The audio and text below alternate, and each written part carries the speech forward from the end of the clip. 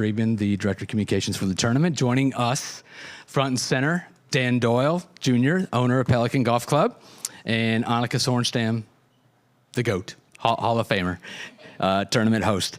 Couple of quick questions for you guys before we turn it over. So Dan, just want to throw an opening intro to you. So this tournament, it's the fourth year of the tournament. We've got beautiful weather this week, and we've got knock on wood, we've got a world-class field. The course looks great. I was talking with your dad earlier today. He is right over here. He's super excited. So just kind of give us your thoughts and your excitement of the fourth year of this championship and how this is elevated in the past 4 years since you and your dad took over this golf club. So, I mean, this started as a whim, quite frankly. I mean, we didn't even have a clubhouse when we pitched the LPGA that we could host an incredible golf tournament. And here we built the golf course. So we kind of lived up to that part. But my dad and I had no idea that we could create a golf tournament to this level. The first year, unfortunately, was a bit of a ripoff for spectators because of COVID. So it was a kind of a closed event, but became more like a dress rehearsal. We got to see the traffic flow, how people moved around. But it wasn't a full-fledged event. I wouldn't call it one, at least. And then it kind of got some steam. And, the next year, it was great. We had great weather. The year after, which was last year, my wife's name's Nicole, and we had Hurricane Nicole rip through on Thursday and kind of shut the tournament down, where we kind of went into panic mode. But needless to say, we have an incredible crew. They came out. They had the golf course spotless for Friday, and play went on. People got ripped off again, though, 3 days of a tournament instead of 4. But with all that said, my dad and I, our vision was always to keep raising the level of this golf tournament. And Annika and Gainbridge came to us and said, hey, we would love to join forces, which we kind of went, we've got the GOAT asking us to join forces. And we said, of course, sure, this would be great. This will help elevate the event. We kind of all put our heads together and said, all right, how do we create the perfect event? And it's great having Annika involved because, number one, being a player, being a champion player, really gave us some input on how to take care of the players and things like that. And I will say, in women's golf, they probably aren't treated the best at all courses, and they also don't get to play on the best courses sometimes. And so our goal was, how do we treat them the best, and how do we make sure the facilities live up to any tournament, and make sure the golf course is at a competitive level. And you look out there today, and I'm watching a golfer come down the fairway. You look out there today, and I think we've lived up to that. Now, if this one would say, hey, this is a really nice golf course, it'd be perfect. But the greens are in the best shape they've ever been in. The overall golf course is in the best shape it's ever been in. Having the Annika name on it this year for the first time is wonderful. It makes it a really special event. And I'm sure at the end of it, Annika's a go-getter. She'll have her list just like I do at the end of every year, like my dad does. How do we make it better the following year? So I'm sure we're going to make it even better next year, but I'm excited to kick this year off.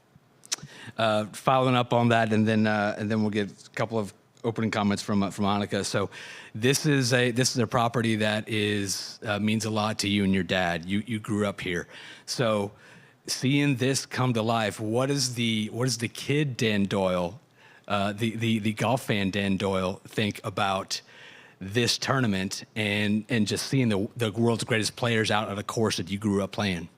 So I learned how to play golf on this golf course. You paid $120 in the summer, and you could play unlimited golf from 2 o'clock on. And I'd get dropped off here at 1, have something in the little snack bar, and then you'd go out and play. And then what I didn't realize, you'd go hide under the biggest tree because we would have an afternoon thunder shower. You'd hide under the biggest tree so you'd stay dry. Now that we own it, we probably have 2 or 3 trees hit by lightning a year, so we were really stupid.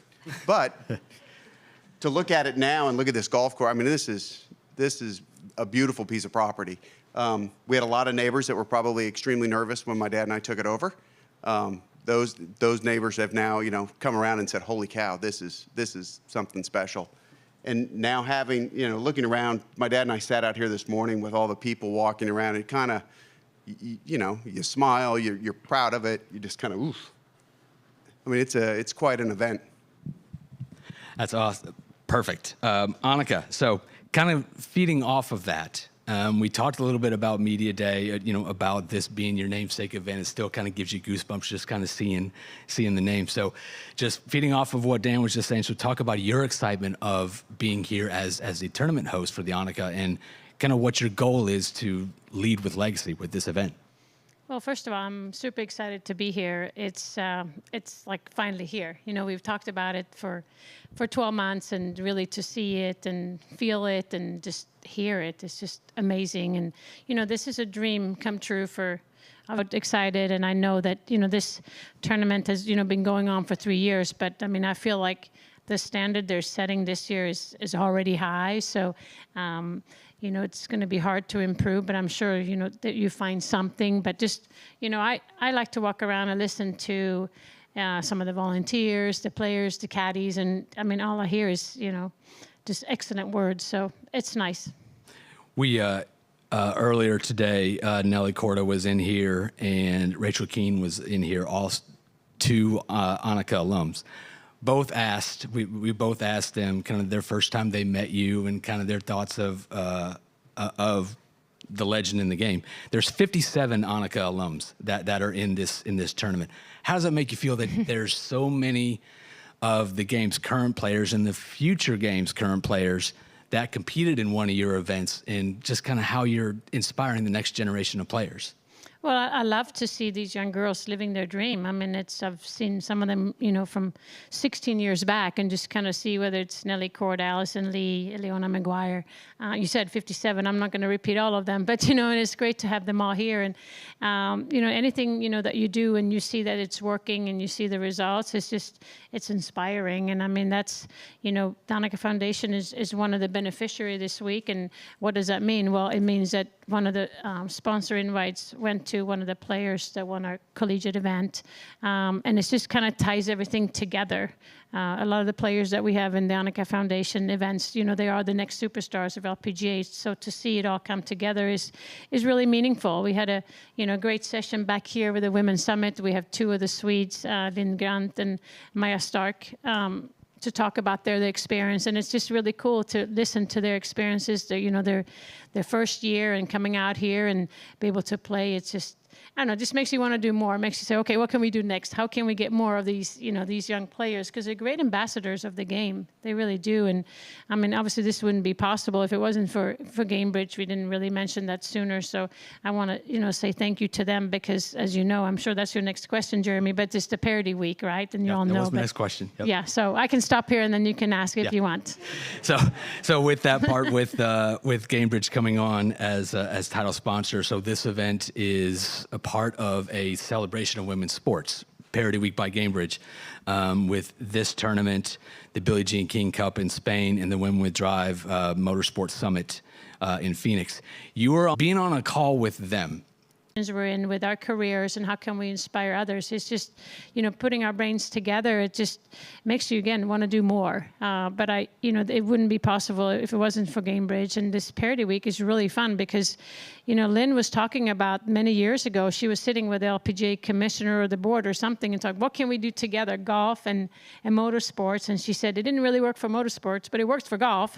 So we're like, well, thank you. That's great for us. So we're just going to, but there are other sports we can do it with too, but it's neat to see how far we have come and continue to feel like really this is not the end zone. There's a lot more to go from here, but you need partners, like Gainbridge. You need partners like the Doyle family to believe in the women and want to do it and genuinely have the passion for it. And we couldn't do it if it wasn't a teamwork and team aspect. And that's why I think it's really important. But you're right. It was inspiring for somebody like me that I live for it every day. But to hear their thoughts and comments, and it's like, well, we should do this, and it's hopefully the beginning of more to come, for sure.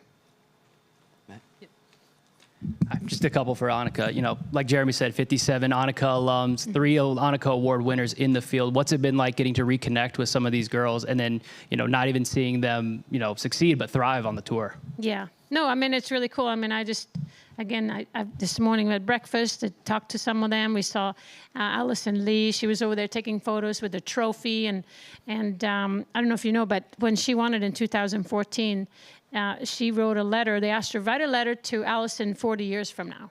And so this is 9 years ago. So she wrote something, and then they asked her to read it today, and it was so funny. She goes, "Did I write this? No, this is not going to happen." And she kept going.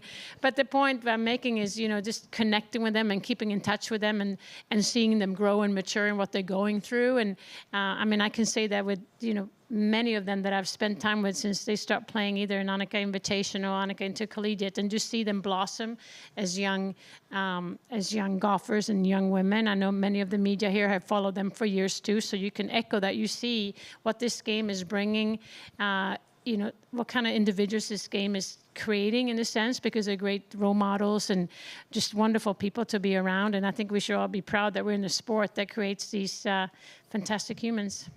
You talked about seeing these players blossom. I don't think anyone's blossomed more than Rose Zang. Just what have you made of her, short-lived pro career, but just, with so many awards and accolades so far? Yeah, I think she's done everything you can do as an amateur. This year has been spectacular for her, starting, at Augusta, and then the NCAAs, and then turned professional. And then, of course, winning the Annika Award, second year in a row. And then to win her first tournament, I think she is... she's living proof that, what the initiatives are out there are working, but also, I think she has a lot to contribute to the game. I know she's very much liked amongst the peers, amongst the media, and certainly amongst, she's a sponsored darling. So it's great I wish she was here. I really do. But maybe she will come in the future when she hears how great this tournament is. But, I've followed Rose for quite some time, and I'm a big fan. Dan, I'm going to follow up on a more golf course question, because you touched on the golf course and the pristine conditions. So just talk a little bit about kind of what you and Terry have been working on this summer, and just also the overall golf course, and how Terry and Justin have gotten this course in pristine condition for the players this week. Yeah, so as you said, it was Terry, Justin, my dad, and I sitting at breakfast, kind of discussing what do we expect from the golf course. What should we expect from the golf course? And also, let's make it challenging. So, if you look at it, it lays out very well. It's appealing to the eye, but it's really a second-shot golf course. So as long as, you can hit it short or long off the tee, but your second shot going into these greens is going to be where it's going to be difficult. Terry's probably got the greens in the best condition they've ever been in. He's finally figured out the balance. We call him, he's a bit of a scientist out there. And, Justin, our chief operating officer, just keeps pushing them to see how much can we get out of this golf course. But I think we've got it to a level right now where it's a championship course. These ladies are going to have a good time Thursday, Friday, and then I think it's really going to be a challenge over the weekend. And then last one from me before we'll turn it over. As some of y'all seen from being here last year, so the 12th hole is the course's signature hole. So we had 4 holes in 1 last year. Didn't have any this year, or last year. We had 4 holes in 1 2 years ago. None last year. Hopefully to have some this year. So Dan, touch on the 12th hole a little bit, and just kind of what fans and spectators can expect with that hole this year. So we've kind of built it out a little bit more than we've had in the past. So we've got the Champions Clubs out there, the Lightning Lounge is out there. We put some suites out there, and then we have the Veterans tent is out there as well. So it's totally surrounded, a little bit like a Waste Management, crowd. It's a little rowdier, a little loud. Morgan Automotive puts up a Lamborghini for every hole in one. We thought that would go bye-bye after 4 hole-in-ones in 1 tournament. It was a little costly for them, but they loved it. They loved the pizzazz and the excitement it made. We did learn from that one where the girls all said the insurance was way too high, so they didn't want the car. So then we've covered now the insurance and things like that to make it a little more exciting. But it's a great vibe when you come off of 11 and you kind of walk up there. The crowd is excited. They want to see hole-in-ones. They want to see, but they also, I hate saying this, sitting next to a player, but they also want to see that ball spin back and go into the water, and get a cheer. They think that's great as well. And it can be difficult, especially if the wind's blowing, if the greens are quick. It's a neat hole. This is maybe premature. It's a follow-up to what Jeremy asked you earlier. I read that you're a member at Augusta National, and when I first came out and saw this course and walked around, I said very rarely, I had the privilege of playing Augusta, but the conditions seemed so close. Have you had the chance to compare them, and would you compare them? Well, thank you. I mean, as you know, I'm probably the newest member, so I have very little experience. So I should ask somebody who's played Augusta a few more times than I have. But it looks magnificent here. I look forward to playing it tomorrow. Mike and I, we did drive around, and it's just, first I thought, is this artificial turf? It was so perfect. But as we know, it's not. But it's an amazing shape, and I like it. Around the greens, it makes it a little tricky. Might be a little, generous off the tee, but then it's really a second shot course, like Dan said, and made me think of second shot. I need a second shot. I can reload. I was thinking more of that shot than having approach shot. So, but yeah, no, it looks amazing. But like I said, I'm new to Augusta. Just super honored to be a member. All right, if media, if you have questions, just raise your hand. Steve Eubanks, go for it. Annika, here. As you know, a lot of players have had their names on events before. Byron Nelson, Arnold had his event. And of course, Jack has the memorial. And they were all incredibly engaged. Arnold used to go out and pick hole locations. How engaged here do you hope to be? And Dan, how engaged do you want her to be? Well, I feel like we have a great relationship. I mean, if I have an opinion, I would voice it. But I also, there's certain things that are just not my expertise. I leave it to either the outlier or to Gainbridge. And I mean, it's important that everybody get their objectives taken care of, so to speak. But I mean, I'm going to be here all week pretty much, and I'm just going to, support it while I'm here. But during the year, we've done several things to, talk about the tournament, enhance the tournament. I've spoken to players at different events and said, hey, you should come and play here. So I don't think we haven't really set any rules. It's like, okay, how can we just make this a good tournament? And I think it's an open conversation, whoever has a thought. But I mean, it's one thing to talk about it. Now we're here, and like Dan said, we're probably going to have a list on Monday. It won't be very long. I mean, I think it looks great already, but we'll have the conversation. How can we improve from a player's perspective, sponsor perspective? I mean, everybody, really, partners. I mean, in the end of the day, I mean, we're here to provide, an inspirational experience. So that covers everybody. And I think we just want to do it right. And I know that I have partners that feel the same way. So I'll second that. I mean, here, we're sitting next to the GOAT. So when she says something, we're going to full attention. The ultimate goal, though, would be for her just to come out and say, it's perfect. Now, I don't expect that, and actually I would give her a hard time if she told us that. But I mean, it's whatever input she wants to have in the golf course, we're happy to accept it. Because as I said, we want to elevate this event. And coming from a player perspective, I think it's valuable information. And then also coming from a perspective, it's got her name on it. So she's now taken ownership like my dad and I have. I mean, it's got her name on it. She wants to make sure it lives up to her standards. Annika, congratulations on your women's summit that was held earlier today. I've covered your career for a long, long time. And I wanted to ask you, as you inspire women with your golf, how have you been able to overcome your shyness?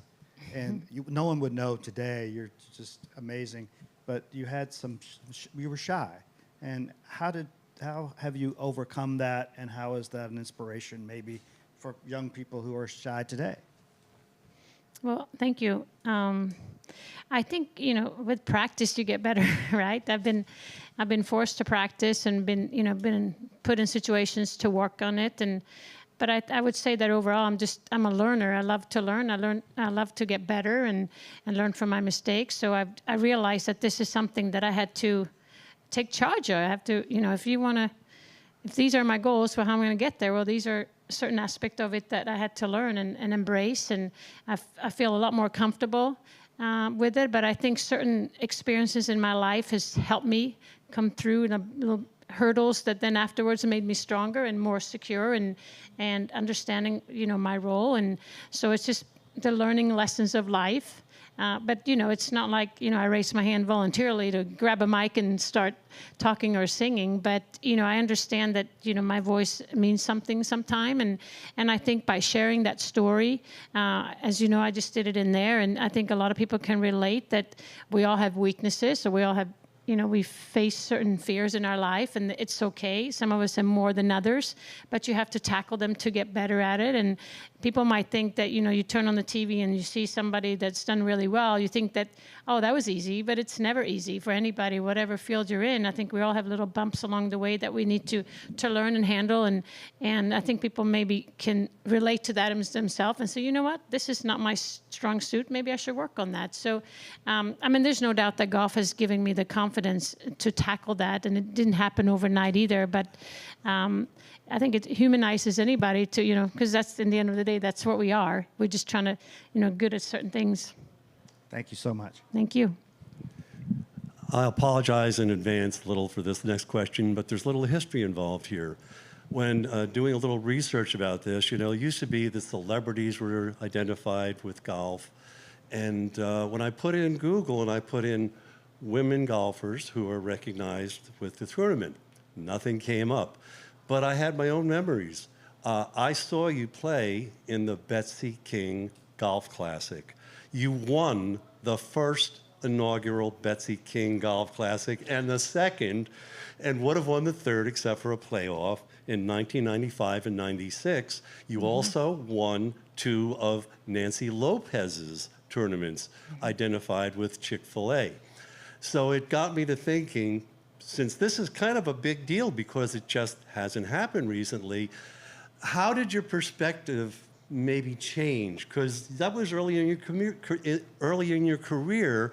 Was it just another name at that point? And I'm jogging your memory, but go through that and maybe looking ahead based on those experiences, what you really want to see coming out of this. Yeah, I know we played in Pennsylvania. That was Betsy King's home. I remember that. And, growing up, I just read about Betsy King. She was a Hall of Famer. We didn't have the social media or the coverage of her. So when I joined the tour and I was hitting balls next to some of these Hall of Famers, that's what inspired me. And then obviously to do well in her tournaments means a lot. Nancy's tournament, I remembered, you said Chick-fil-A, it was Stockbridge. She was the host there, and she's always been one of my favorites, and I think she's been a favorite of many. She's always very generous with her time and her smile. But, those are moments that, I think inspire any player. And so I think the purpose of this event is to inspire the next generation, whether it's Lynn Grant who sat in there or whoever it might be. You hope that, they're going to see an event like this or an event like Nancy's, that hopefully one day that they want to follow in the same footsteps and pay forward or bring the game to the next level or just inspire some young girl or young boy down the road. And I think that's really what, to me, that these type of events mean. It's elevating them to a level that we haven't seen before, not just the quality of the course, not just the quality of the food and the partnerships, but the memories and how it touches your heart. And when you leave here, what do you feel? I think that's really what we remember is, and how people, how we felt when we were here and how it made you think, what's the future going to be like? And that's what I'm hoping with these young girls, that they're going to feel the same. Annika, I think that popular pastime this week may be asking players, what was your first encounter with Annika? What happened when you first met her? I'd like to turn that around a little bit and ask you, how important those moments are, whether they're now playing in this tournament or maybe they're, just playing high school golf. But it's a huge moment for them to meet an all-time great. What is significant to you about those encounters? And I guess, how do you put them at ease when they may be really starstruck? Mm-hmm. No, it's because I remember my moments, like I said, when I met, Hall of Famers early on in my career. We were, again, not to just go back to the summit, but the moderator asked Lynn, as being part of the foundation, do you feel like you can talk to Annika if you were struggling or something? And the first thing that she said, I think I can, but she's so busy. It's like, I don't want to bother her. And so I made a point, and I made it afterwards too. I said, you never bother me. On the contrary, I would take that as an honor for you to ask me if I can help you. They're not struggling on their games right now. But just, I think, I might have achieved a lot on the golf course, but at the end of the day, I mean, I'm just a human too. So, you know, when somebody comes up and asks me, can I ask for help? It warms my heart because she thinks whatever I'm going to say or he, that it has a value to her or him. So, I enjoy it as much as they do. I really do. I mean, I get inspired. I get fired up. All the Annika invitationals or initiatives we have, to see these young girls smile up. Like, first of all, they love the game. They love meeting other players. And then to be part of it. And that, to me, just it's kind of like radiates back and forth, you know. So I think it's cool when they do that, these young players. And especially to see them, you know, being 12, 13, 14. And now I'm sitting, you know, seeing Maya Stark in there. I'm like, she's come a long ways. You know, she's won 3 tournaments on the LAT last year, and now she's hitting here and being part of Solheim Cup. I don't know. It's just you feel connected in a different way, in a good way, because I'm happy for them. You know, the time that they have put in, and you know, some of the words that we have said throughout their journey is really sticking with them.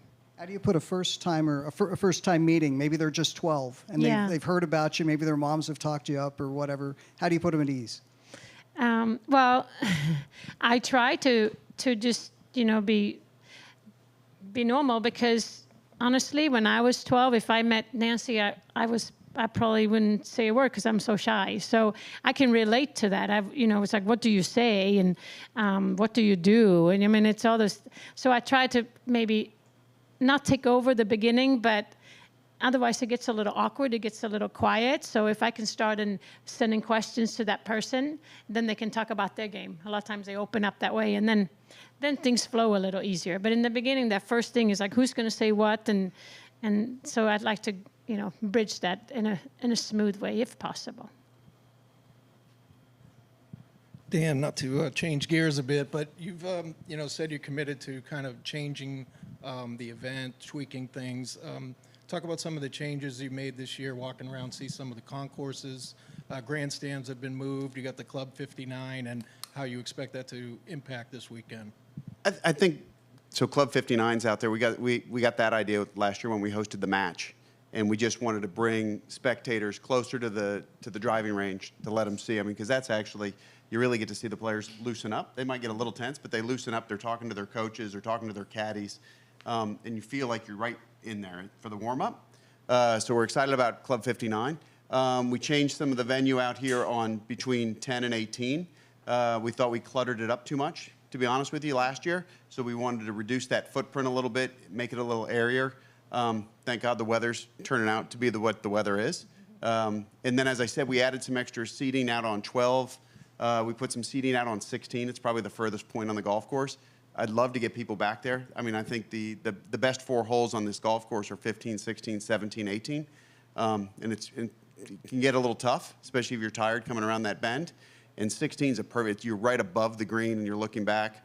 It's a neat spot. We did add an alligator that lives between 18 and 17. And he's been cruising back and forth. I saw him poke his little head out yesterday. He's probably a 3-footer, so it's like a perfect decorative alligator swimming around. And it is real. It's not robotic, so don't feed him.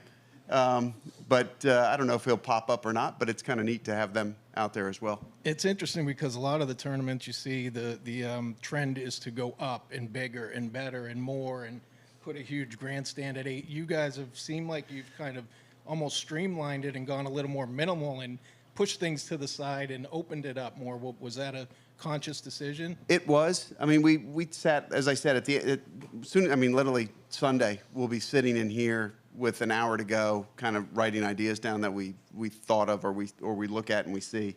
And the idea was to get the spectators close. Let me tell you, I mean, I've been fortunate. I've got to play in the Pro-Am a couple of times, and you meet these ladies, and we sponsor a few of them on the tour as well. They're wonderful. I mean, so if you can get up close and talk to them, and trust me, I've been to PGA events, and I'm not knocking those, but those guys are a little more standoffish. These ladies are wonderful to be with, and I mean, they're joking around and they're having fun. And if our spectators can see that and be close and hear it, they just become fans for life. And I mean, and I will say, in our membership here has really put their arms around this tournament. I mean, they love it. I mean, the whole town, actually. Everybody gets excited. They have these girls running around.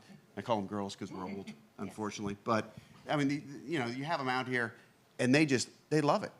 I mean, our members take ownership in it. They're proud of these players. You know, they take them under their wing. They're taking them out for dinner, housing them. They're doing everything. They're just so excited to have them here, which is also fun to watch.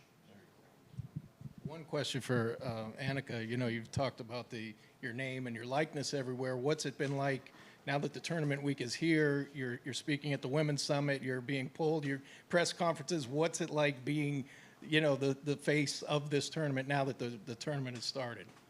Well, I think, again, I mean, I'm honored that, you know, that they want me to be part of it. And you know, I like to do as much as possible to enhance the tournament and elevate it and make it fun, a great experience, and share my passion for the game and my knowledge. So I do anything I can. I mean, I told Marcy, just text me. What do you need? I do that. I enjoy it. I really do. I mean, I think everybody that knows me, that if I put my name on something, I go all out. I mean, it's 100% or more. I just don't, you know, do something and not get engaged. So, I mean, I'm invested in this from a time perspective, and you know, the whole family's coming out. Our kids are coming. My parents are coming, and they don't come to a lot of tournaments nowadays. So I want them to see, because I mean, obviously, they are the ones that put me into golf, so I want them to see that. So that's going to be really neat to be able to share, you know, how far we have come together. So, yeah, I mean, this is a big deal for us. It really is, and it's just, yeah, I'm super proud. It's a big deal for us too, by the way. For Dan, you mentioned how welcoming the LPGA players are. Was there one moment that sparked your pursuit of this tour to bring an event here?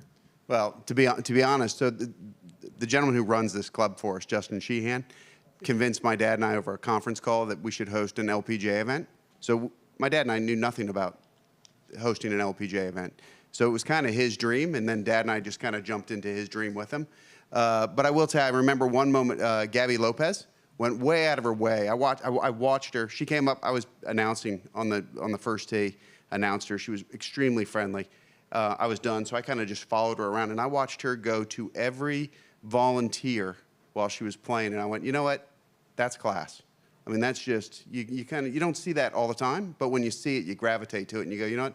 That's just she went out of her way, I mean, crossed the fairways, and I just went, that's it. That's the moment we look for. And for Annika, you used the word inspiration today. Mm-hmm. I'm curious, attending the Women's Summit, does that inspire you? Yeah, I listened a little bit to the panel prior, and just these are, you know, successful women in different industries, and just to listen to their stories, the things they've gone through, their hard work, and what they're doing today, and just sharing advice and little stories that took them to where they are today. And I think, you know, I talk about golf, but, you know, it's just really, it's life, right? I mean, it's very similar to achieving, setting goals and hard work. I mean, just like all of you do in here. I mean, it's, if you want to get somewhere, you gotta put in the extra work. And I just think it's inspiring to listen to their stories. I mean, we all come from different parts of the world, different, you know, demographic or whatever it is. But in the end of the day, it's like we have personal goals. And how do you share stories, successful stories? I think, you know, a lot of news today is very negative. I mean, you find, you know, kind of the sad stories or. But when you really hear a good story, it's like, well, you know, that hit my heart. That's something, and I think we can learn that, and especially together. So sharing the stories there, I think it's very meaningful.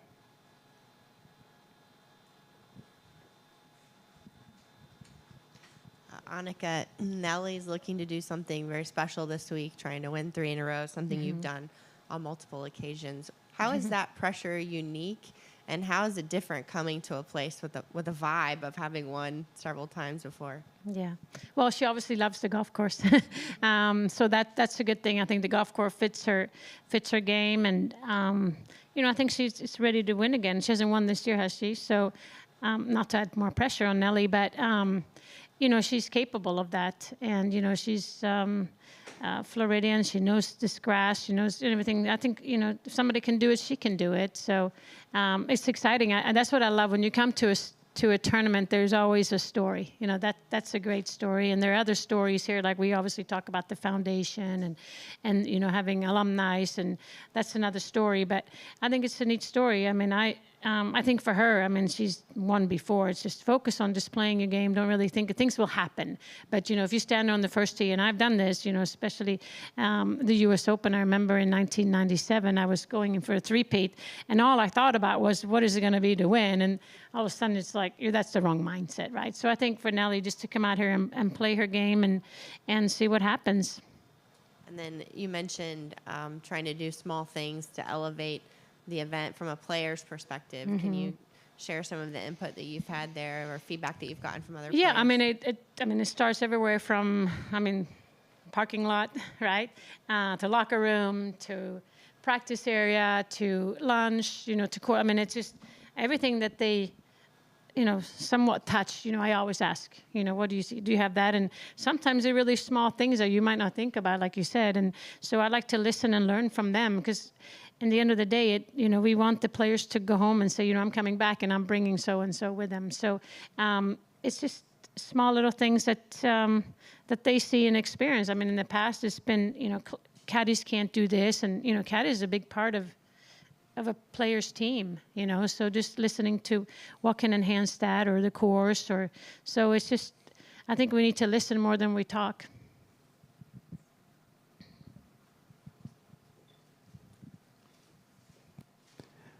Any more?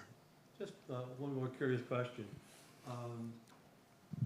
With the level of play that's now evident on the men's tour, on the women's tour, you were so dominant when you were at the top of your game.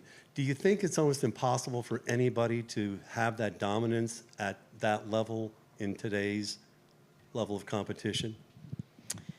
It didn't feel like that when I played. You maybe sometimes it looked like it, but from a player perspective, it was always cutthroat. It was always tough. I always had to have my, you know, my best game. So, you know, it's interesting when you look at the game on, you know, the men's side and women's side. It just kind of goes in cycles, right? I mean, who knows what we're going to see? I mean, you always think, well, can somebody be better than that? And then somehow somebody comes around and you're like, wow, it's possible. So it's tough to tell. But I do enjoy when, I mean, I enjoyed when I played winning. That was fun, right? I enjoyed that part.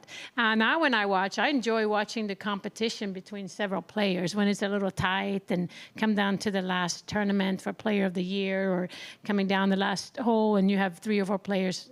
I find that exciting. So we'll see. I mean, I think there's room for a dominant player. I do down the road, but as of now, what we see, I think it's pretty tight on both tours. All right, we got time for one more question. Any more follow-up questions? If not, we will wrap this up. Dan Doyle, Annika Sorenstam, thank you very much for joining us today, and thank you everybody for joining. Thank you. Thank you.